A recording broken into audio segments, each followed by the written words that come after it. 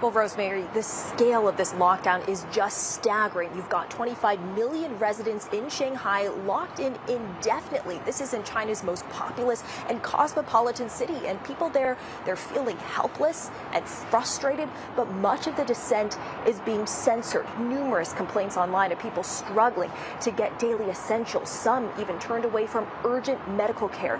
Most of the social media videos shown in our story were wiped off the internet in China almost immediately after they were posted.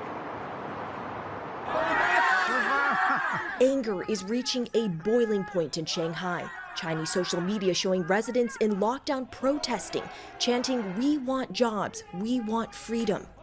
Hundreds in one Shanghai neighborhood broke out of confinement, pleading for affordable food. This resident confronts the police, yelling, "Why are we being starved?"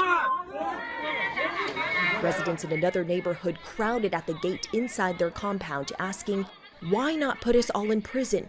We've been locked in for 26 days anyway."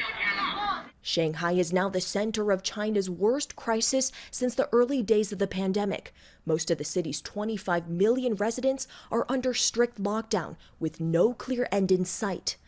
Residents aren't even allowed to briefly step outside. CNN filmed this man walking in his apartment compound. He was immediately escorted back home. Social media shows children, even infants, separated from their families at a Shanghai hospital after testing positive for COVID-19. Isolated alone, crying. CNN cannot independently verify the images, but spoke to a mother who was separated from her 2-year-old daughter. The hospital later said in a statement that it was moving its pediatric ward to make more room for COVID patients. CNN spoke to the doctor. He's supposed to be hospitalized for chemotherapy, but isn't allowed to leave his apartment. He presses his chest in pain. In another heartbreaking case shared online, a woman is screaming in desperation for the paramedic to help an asthma patient. His heart has stopped, she said, pleading to borrow the ambulance's defibrillator.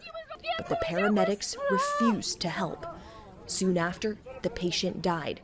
Since confirming its first Omicron case in mid-December, mainland China's average new daily case count has surged from double digits to more than 9,000. There are more than 110,000 active cases and counting. But across China, every single case is required to stay at a hospital or quarantine center, like this makeshift one in lockdown northeastern Jilin province.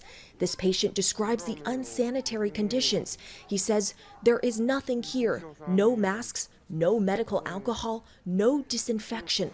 Look at the garbage, the toilets." And social media shows this chaotic scene outside a makeshift hospital in Shanghai. CNN spoke to a woman who was there. Patients battling for limited blankets and food, no medical staff in sight, as medical resources in the city are stretched to the limit.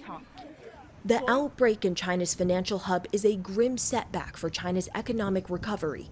To keep operations running, some businesses are quarantining their employees at the office. This video diary shows 75 office workers locked down in 3,000 square feet of space. The workers said they lived in the office for 12 days earlier in March. Shanghai, China's bustling cosmopolitan city, now a ghost town. While most of the world is learning to live with COVID, entire cities and provinces in China are grinding to a halt. But for how long and at what cost? The Chinese government's big fear here is COVID-19 completely overwhelming China's hospitals, leading to a catastrophic number of deaths. So far, the reported death toll from COVID-19 is extremely low, and that is how officials are justifying these draconian measures, despite the huge economic and social costs. Rosemary? Selena Wang, thank you so much. An incredible report too, joining us there live from Tokyo. Appreciate it.